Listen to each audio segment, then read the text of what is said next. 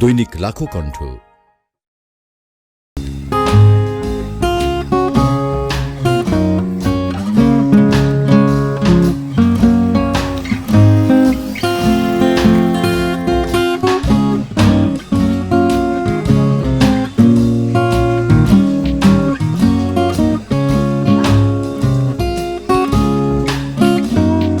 কুষ্টিয়ার কুমারখালী উপজেলার বাউল সম্রাট ফকির লালন শাহের মাঠ সংলগ্ন লালন দিঘি।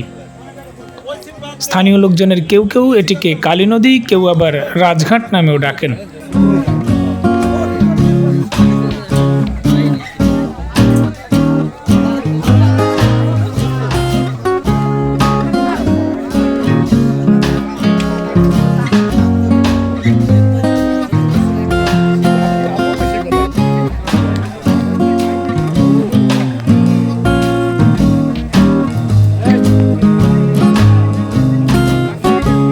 প্রতি বছরে এই লালন দিঘিতে টিকিট কেটে মাছ শিকার করতে আসেন দেশের বিভিন্ন এলাকার মাছ শিকারীরা। তাদের জন্য লালন দিঘির পাড়ে বানানো থাকে মাচা।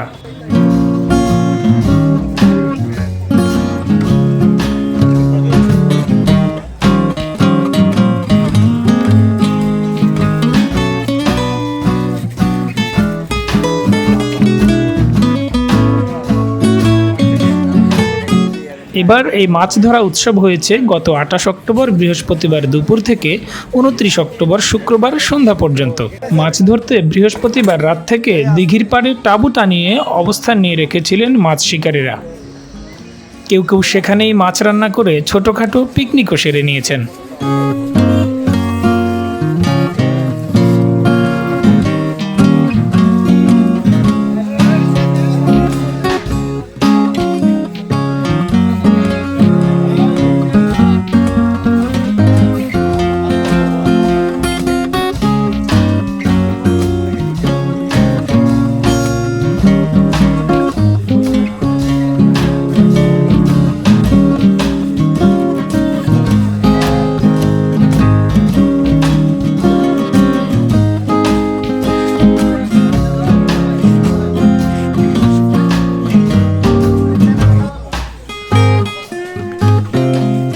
এবার দিঘির পাড়ে মাছ শিকারের জন্য রাখা ছিল 50টি মাচা।